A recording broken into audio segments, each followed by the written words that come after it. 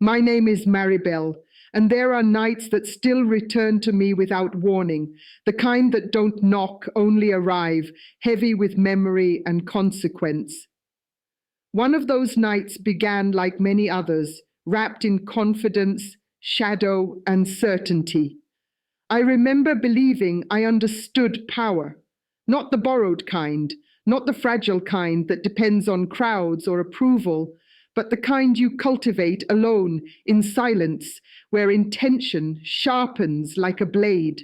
I had spent years learning how to shape the unseen, how to speak words that moved things, how to aim my will like an arrow and trust that it would land. That night, I didn't feel reckless. I felt precise. I had chosen Christians deliberately, not because of personal hatred, but because of what they represented to me at the time: order, submission, and authority they claimed, but in my mind did not truly understand. They spoke of light, yet feared darkness. They quoted scripture, yet avoided confrontation.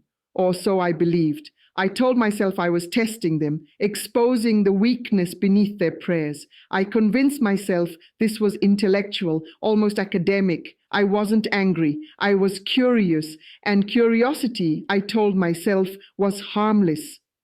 The preparation was familiar. Candles placed with care, symbols aligned, the room quiet enough to hear my own breathing slow into focus. This was my space, my element. I had done this before many times against different targets with different intentions, and the results had always followed the rules I understood: cause and effect, energy sent, energy received, control maintained. As I stood there, I felt composed, grounded, certain that whatever resistance might arise would be manageable. Christians prayed, yes, but prayer, I believed, was passive. What could words whispered into the air possibly do against disciplined will? Yet even before I began, something felt wrong in a way I couldn't immediately name. The silence wasn't empty. It was crowded, not noisy, not chaotic, just full, like a room occupied by something invisible but undeniable. I dismissed it at first. Doubt, I thought. Everyone feels doubt before a working that matters. I inhaled, steadied myself, and began. That was when the air changed. It wasn't dramatic at first. No sudden chill, no flickering lights, just resistance. My words felt heavier leaving my mouth, as if they were being pressed back towards me. My concentration, usually sharp, began to blur at the edges. I remember feeling irritated more than afraid, frustrated that something so simple wasn't flowing the way it should. I tried to push through it, to assert control the way I always had. But the more I pressed, the more aware I became that I was no longer alone in the space, not in the way I had planned. Then came the intrusion. Thoughts that were not mine, phrases I hadn't summoned, rising uninvited and clear in my mind. They didn't shout, they didn't threaten, they simply were. I had never experienced anything like it. My chest tightened, not with panic, but with the strange sensation of being observed, not judged, but known, fully, thoroughly, as if whatever stood against me didn't need to announce its presence, because it had always been there. I realized, standing there in the dim light, that this wasn't a battle of force. It was a confrontation of authority, and for the first time in my life, I couldn't tell which side I was on anymore. I truly believed I was in control back then. And that belief wasn't arrogance as much as it was training reinforced by experience. Control was the foundation of everything I practiced: the discipline of emotion, the mastery of focus, the careful separation of fear from intention. I had learned early that power responds to certainty, and I had spent years cultivating certainty until it felt like a second skin. I knew how to enter altered states at will, how to steady my thoughts until they aligned like arrows pointing in a single direction. Nothing about that night felt experimental to me. It felt routine, even purposeful, like revisiting a skill I had already proven countless times. In my world, control meant understanding patterns, people, beliefs, spiritual systems. They all followed rules if you studied them long enough. Christianity, from my perspective, was predictable. Christians spoke about surrendering control to God, about humility, about waiting rather than acting. I mistook that posture for weakness. I assumed that by giving up agency, they had left themselves exposed. Their prayers sounded repetitive to me, almost defensive, like walls built out of words rather than action. I believed that faith made them dependent, and dependence, I thought, made them vulnerable. That belief shaped how I approached them. I didn't rush. I didn't act emotionally. I observed. I watched how they spoke, how they responded to fear, how they reacted when challenged. I noticed how often they talked about protection, about being covered, about trusting God to fight for them. To me, that sounded like abdication. In my practice, you fought for yourself. You didn't wait for something unseen to intervene. You became the force. And I was convinced that my discipline, my knowledge, and my willpower gave me the upper hand. I remember thinking that night was almost symbolic, a test of systems, my craft versus their faith, not a personal attack, but a demonstration. I told myself I wasn't cruel. I was simply revealing what happened when belief encountered intentional pressure. I had done similar workings before, and the results had always followed logic: unease, disruption, subtle fractures that grew over time. Nothing dramatic, nothing cinematic, just quiet influence, like water wearing down stone. As I prepared, I felt the familiar calm settle over me, the sense of narrowing awareness that signaled focus. My breathing slowed, my thoughts aligned. I checked each step with care, confident that precision equaled success.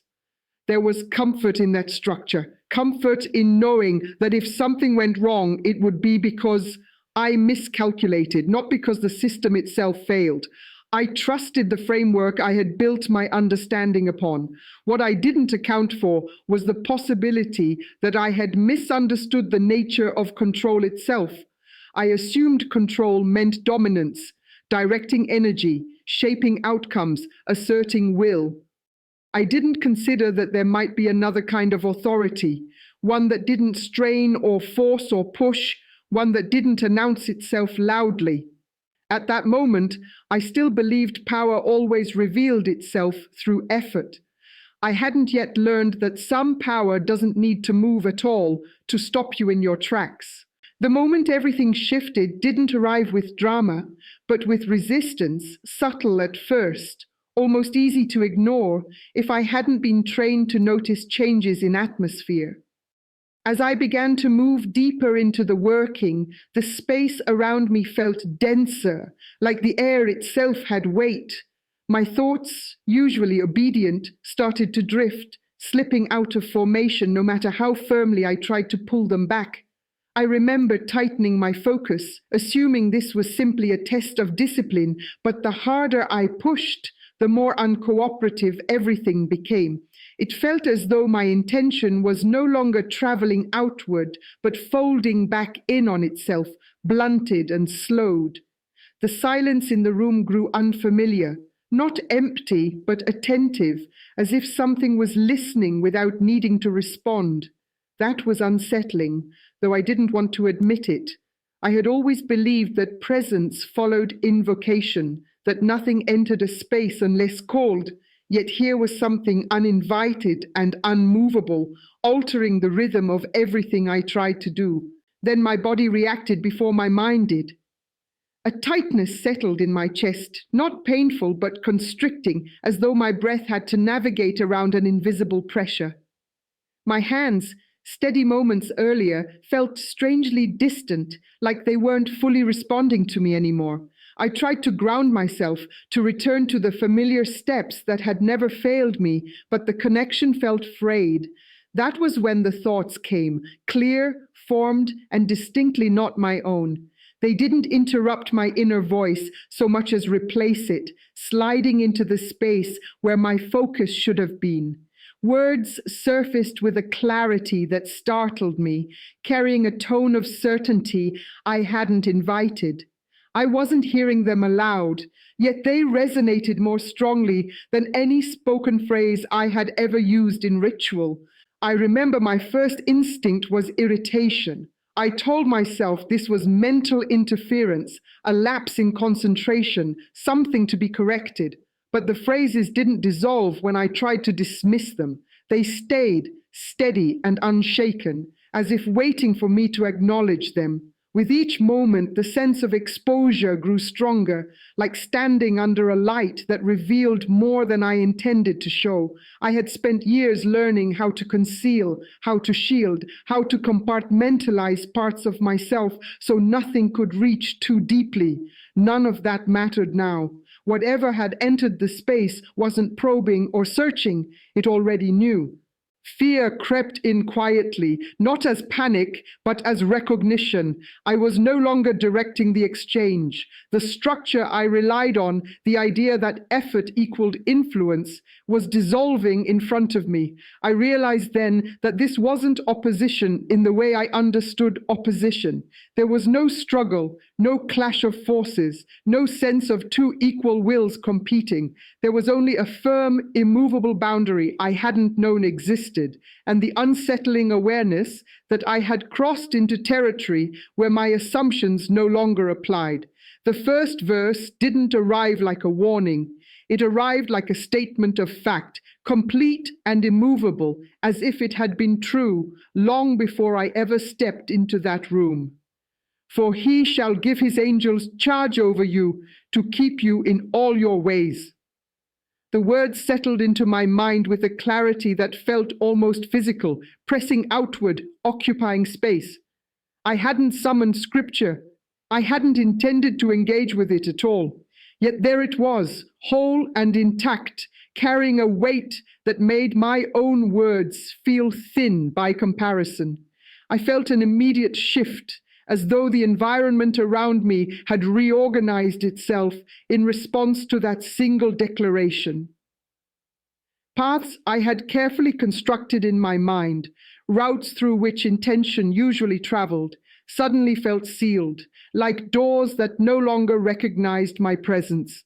What unsettled me most was not the mention of angels, but the implication of assignment, charge, authority delegated, protection enacted intentionally, not passively. In my experience, protection required effort, circles drawn, symbols placed, constant maintenance. This was different. This was protection that existed independent of awareness, operating whether the person being protected acknowledged it or not. I sensed movement then, not visually, but spatially, like currents shifting around fixed points. Every direction I tried to move inward met resistance that wasn't forceful, just absolute. I wasn't being pushed back aggressively, I simply wasn't being allowed forward. The burning sensation followed, slow and deliberate. It wasn't pain in the way I understood pain, but exposure, like standing too close to a truth I wasn't prepared to face. My chest felt warm, then tight, as though something internal was reacting against its own alignment. I realized with growing unease that nothing in my preparation addressed this kind of resistance. You can counter force with force, intention with intention, but how do you counter something that isn't trying to overpower you at all? The verse didn't confront me, it ignored me. And in that indifference, my sense of importance began to fracture. I became acutely aware of my position then, not as an active participant, but as an outsider pressing against a boundary I hadn't known existed. The idea that angels were charged suggested order, hierarchy, command structures far beyond anything I had studied or practiced. This wasn't chaos responding to will. This was structure responding to authority. I felt small in a way that had nothing to do with fear and everything to do with scale, like realizing you've been measuring the world with the wrong unit entirely. My focus wavered again, but this time I didn't try to correct it. Part of me was listening now, watching the effects ripple outward. The space felt occupied, defended, not tense, but resolved. I understood then that whatever I had intended to do had already been anticipated, not reacted to, anticipated. And that realization unsettled me more deeply than any resistance ever had, because it suggested that my actions were not disruptive, not impressive, not even surprising. They were simply irrelevant in the presence of something that did not need to assert itself to remain in control. The second verse struck differently, not with the quiet weight of revelation, but with the undeniable force of finality. No weapon formed against you shall prosper. The simplicity of it unsettled me more than the complexity of any ritual I had performed. I had always understood energy, intention, focus, and manipulation as lines drawn in space, as arrows aimed precisely at targets. Weapons in my mind were tools I controlled, strategies I executed. But this verse didn't describe ordinary defenses. It described inevitability. It described the futility of all that I had believed possible. I felt my carefully constructed currents of energy falter as though they had run into an invisible barrier that neither hesitated nor faltered. I could sense almost viscerally that everything I was attempting was being absorbed, nullified, and redirected, not by effort, but by decree. The burning sensation returned, sharper now, not as exposure alone, but as judgment, not punishment exactly, but confrontation. Every intent, every line of energy I had set in motion recoiled as if it recognized the futility of its own existence. My hands trembled, despite my attempts to remain composed, my mind spinning in disbelief.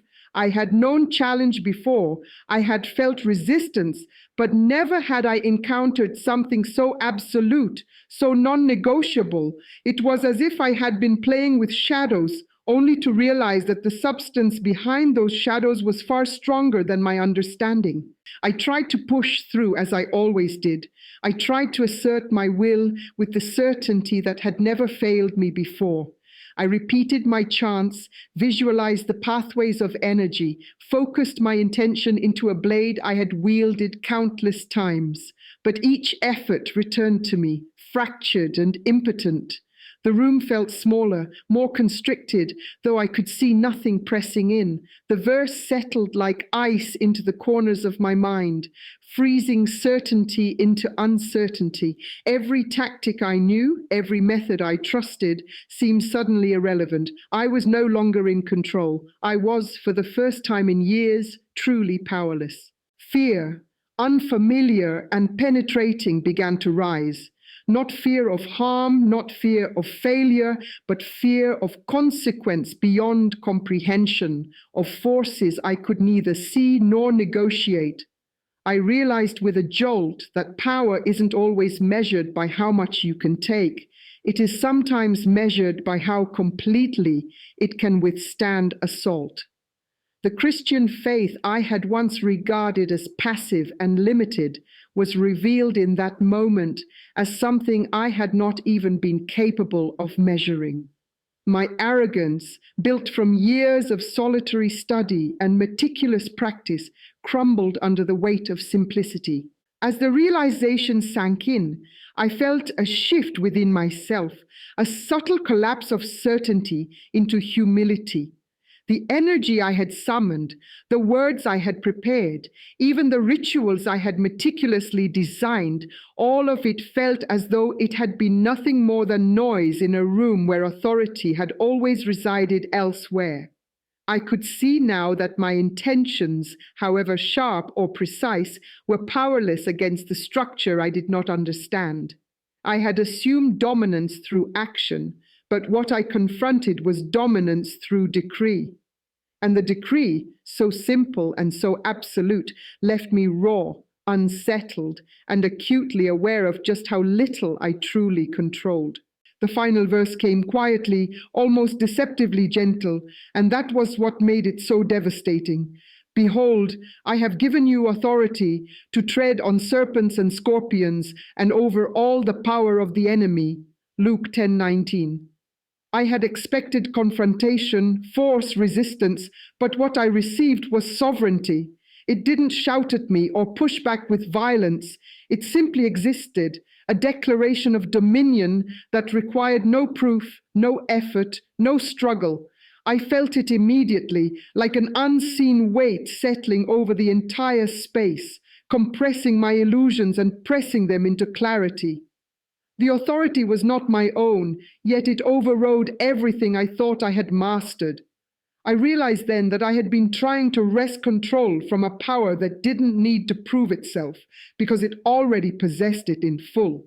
I remember the exact moment the understanding struck me. My hands, poised to complete the ritual, faltered mid-motion. My vision tunneled slightly, not from panic, but from the internal recognition of how thoroughly I had misjudged the nature of what I faced.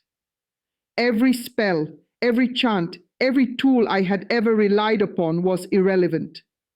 My own authority, the one I had painstakingly cultivated for years, seemed laughable in comparison, not because it was weak, but because it was never designed to confront this kind of unshakable truth. I felt a mixture of awe and fear, tinged with disbelief, as if I were standing at the edge of a chasm and suddenly realizing the ground I thought I stood on had never been solid. The burning sensation returned, but differently this time. It wasn't just exposure or resistance or futility. It was a piercing clarity that cut through every layer of arrogance and illusion I had wrapped around myself. I could see my intentions for what they were: small, fragile, transient. I could see the nature of real power, and it terrified me because it was not dependent on skill or knowledge, effort or ritual. It simply was. I felt stripped bare, my confidence unraveling thread by thread, until nothing remained but the raw recognition of my own limitations. The space around me hummed with something I could neither quantify nor control, and yet it was not hostile. It simply existed in its rightful place, and I could not breach it. I wanted to push forward, to prove myself, to reclaim even a fraction of the control I had thought was mine, but the moment had passed. I was no longer a practitioner asserting force. I was an observer, confronted with the scale and inevitability of authority I had never encountered. The power I had tried to manipulate recoiled not out of defense, but out of principle, a structured certainty that rendered my efforts irrelevant. It left me shaken, humbled, and profoundly aware that my understanding of strength, of energy, of influence had been incomplete. For the first time in my life, I understood that power does not always roar to be heard. Sometimes it speaks in quiet decree, in unshakable presence, and in the unwavering knowledge that it needs no demonstration. That night, standing there, I realized the full scope of what I had been up against, and the realization broke through every pretense, every assumption, and every carefully constructed layer of self-assuredness I had carried with me for years. I didn't leave that night unchanged. I didn't simply pack up my tools, blow out the candles, and return to the familiar comfort of what I thought I knew. Something had shifted so profoundly that the world I had been navigating, one of certainty, control, and mastery, felt hollow, like a stage set that had lost its props. I was forced to confront a reality I had long ignored. There is a power that does not bend, does not falter, does not negotiate, and it is not dependent on knowledge, ritual, or intention. I had spent years believing that skill could carve paths, that will could break resistance, that the unseen could be shaped to my liking. But I had been wrong. The verses didn't merely stop me, they exposed me, stripped me of illusion, and left me standing raw in a truth I could not avoid. I see now that I had mistaken control for dominance. I had mistaken influence for authority. I had walked through life measuring power in ways that suited my experience, assuming that knowledge and action were the ultimate arbiters of reality. But what I faced that night, those 3 verses, simple yet incomprehensibly strong, revealed that true power operates differently. It doesn't need to prove itself. It doesn't need to shout, manipulate, or threaten. It exists independently, absolutely, inherently. It is not borrowed only for a season or dependent on conditions. It simply is. And when it is present, every effort to oppose it, every carefully constructed scheme, every spell, every calculation, crumbles without effort. I cannot overstate the humbling clarity of that moment. I had walked into the space armed with confidence, ritual, and intention. And yet, in the face of what I encountered, all of it was irrelevant. My hands, once steady with certainty, trembled. My mind, once sharp and unyielding, scattered. My heart, once filled with the thrill of manipulation, pounded with something entirely foreign. Recognition.